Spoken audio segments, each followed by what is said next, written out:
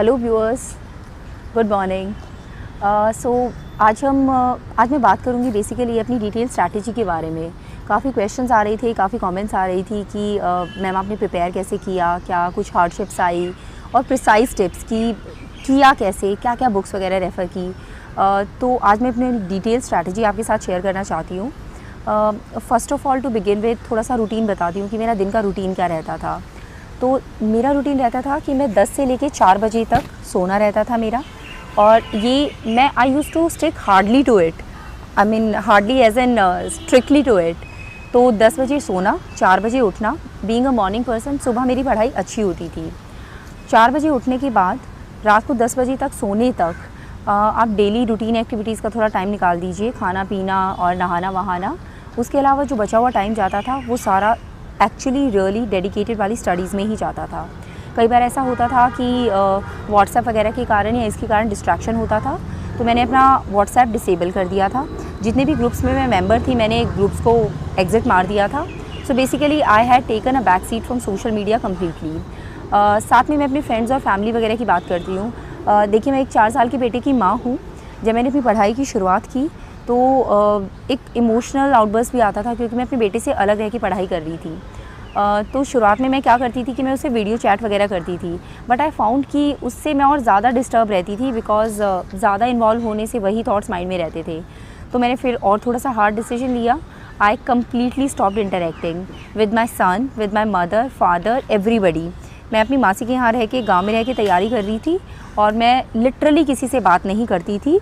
और functions, any celebration, phone calls, और मैं सबसे मैंने नाता तोड़ दिया था। तो मेरा आप 10 से 12 घंटे लगा सकते हैं कि हाँ, 10 से 12 घंटे डेडिकेटेड स्टडी के निकल जाते थे। उसके बाद मैं बात करती हूँ अभी छोटी छोटी चीज़ों की और बुक लिस्ट वगैरह की। देखिए, when it comes to book list, मैं आपसे सिंसियरली अर्ज करूँगी कि मैं आपको बिल्कुल ऑनेस्टली जो मैंने पढ़ा है सिर्फ वही बता रही हूँ। आप ये मत मानिएगा कि अच्छा ये कैसे हो सकता है, इसने ये नहीं पढ़ा या वो नहीं किया। तो मेरी बुक लिस्ट इस तरीके से है। क्लास 6 की जो एक सोशल साइंस की बुक है वो मैंने कंप्लीट पढ़ी थी, जिसमें कुछ ज्योग्राफी का पोर्शन है और कुछ हमारा हिस्ट्री वगैरह का पोर्शन है, Harappan culture etcetera etcetera. Somehow क्योंकि मैंने इस बुक से स्टार्टिंग की थी, तो I don't know it's extremely important और नॉट, बट ये वाली बुक क्योंकि मैंने एक बार कर ली थी तो मैंने मल्टीपल टाइम्स रिवाइज़ की थी क्लास 6 की सोशल साइंस की बुक। इसके अलावा लोग बोलते हैं क्लास 6 to 12 सारी NCERTs करनी होती हैं। I didn't do that. मैंने बेसिकली जो फोकस किया था ज्योग्राफी, मैं सब्जेक्ट वाइज आपको बताती जाती हूँ, ठीक है। ज्योग्राफी के लिए मैंने NCERT की क्लास 11 और क्लास 12 की टोटल मिला के 4 बुक्स हो जाती हैं, 2 ईच, वो पढ़ी थी। हिस्ट्री के लिए मैंने इंडियन मॉडर्न हिस्ट्री के लिए जो अपनी छोटी वाली स्पेक्ट्रम आती है, डार्क ग्रीन कलर की छुटकू सी किताब है, वो पढ़ी थी मैंने। जो अपना एंशिएंट वगैरह का पार्ट रहता है, एंशिएंट एंड मेडिवल हिस्ट्री, उसके लिए तमिलनाडु बोर्ड की जो क्लास 11 की बुक है, I don't know whether you will get it hard copy और नॉट, बट वो मैंने PDF डाउनलोड कर लिया था। उसी में हाईलाइट करती रहती थी, कमेंट्स वगैरह ऐड करती रहती थी, और उससे मैंने एंशिएंट और मेडिवल कवर किया था। I found this book very useful. इस बुक में एक्चुअली आई फाउंड कि ऑलमोस्ट हर सेंटेंस से आपका एक ना एक MCQ बन जाता है, स्पेशली रिगार्डिंग वो कितने जो हमारे ऑफिसर्स के नेम होते थे मेडिवल टाइम्स में, अपना मनसबदारी सिस्टम, विषयपति, और जो भी अपने नाम वाम होते थे, मनसबदारी सिस्टम, ये वो, और लिटरेचर के सारे, कौन सी किताब किसने लिख रखी है, अकबर के ज़माने में कौन सी किताब लिखी गई, ये सब हर एक सेंटेंस से MCQ बन सकता है। भक्ति मूवमेंट और अपने जो कर्नाटक वॉर्स, मैसूर वॉर्स, ये सब मैंने इस किताब से किया था। आर्ट एंड कल्चर के लिए मैंने नितिन सिंघानिया की किताब रेफ़र की थी। ये थोड़ी मोटी किताब है और बहुत ज़्यादा इन्फॉर्मेशन है इसमें, हर एक सेंटेंस में बहुत सारी चीज़ें दे रखी हैं। तो मैंने दिल लगा के तसल्ली से इस किताब को किया था। बट मेरी आपको ये एडवाइस रहेगी कि आप बहुत ज़्यादा इस पे रिलाय मत कीजिए, नॉट इन टर्म्स ऑफ कि इस बुक के कंटेंट पे, बट आर्ट एंड कल्चर इतना एक्सट्रीमली वाइड टॉपिक है। आई फाउंड कि जितना मैंने उसमें मेहनत लगाया था उतना उसका आउटपुट नहीं आया। So output input ratio when we see, वो इसका थोड़ा सा कम था। सो माय रिकमेंडेशन इज़ कि सम पीपल से NCERT की जो आर्ट वाली बुक है, आई थिंक क्लास 11 की है, दैट इज़ क्वाइट गुड, तो perhaps you can go for that. Polity की बात करें तो ऑफ कोर्स लक्ष्मीकांत। कुछ लोग लक्ष्मीकांत के साथ DD बसु रेफ़र करते हैं, मैंने नहीं की थी। मैंने लक्ष्मीकांत का एक वर्ड किया था, कोई और बुक नहीं की थी। इसके अलावा जो हमारी इंडियन कॉन्स्टिट्यूशन एट वर्क एक छोटी सी किताब है एनसीईआरटी की, आई डोंट नो 11th की है या 12th की, उसमें से मैंने 2 चीज़ें की थी, एक एफपीटीपी सिस्टम और एक जो अपना होता है presidential system, semi presidential system, इनका कुछ कंपैरिजन। तो ये कुछ 2 पेजेस थे जो मैंने इस बुक से किए थे, क्योंकि दिस टॉपिक इज़ इम्पॉर्टेंट, वो मैंने मल्टीपल टाइम्स रिवाइज़ किए थे, बाकी बुक नहीं की थी। एनवायरनमेंट के लिए और इकोनॉमी के लिए जो प्रिंटेड नोट्स आते हैं मैंने वही किए थे।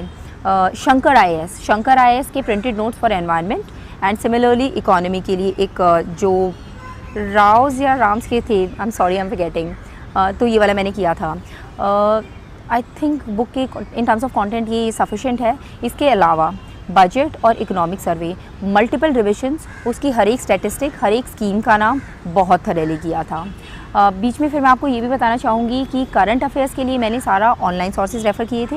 Insights on India is the website. My daily schedule use to be कि मैं उसके डेली के 8 जो डिटेल्ड सिक्योर इनिशिएटिव के क्वेश्चंस होते हैं वो रजिस्टर पे लिख के आंसर्स कंपेयर करती थी बाकी स्टूडेंट से। डेली एमसीक्यूज़ में उसके सॉल्व करती थी, पहले करंट अफेयर्स पढ़ना, एडिटोरियल पढ़ना और डेली के एमसीक्यूज़ सॉल्व करना। This use to be my daily time table for the current affairs portion. So in terms of strategy and book list this is done.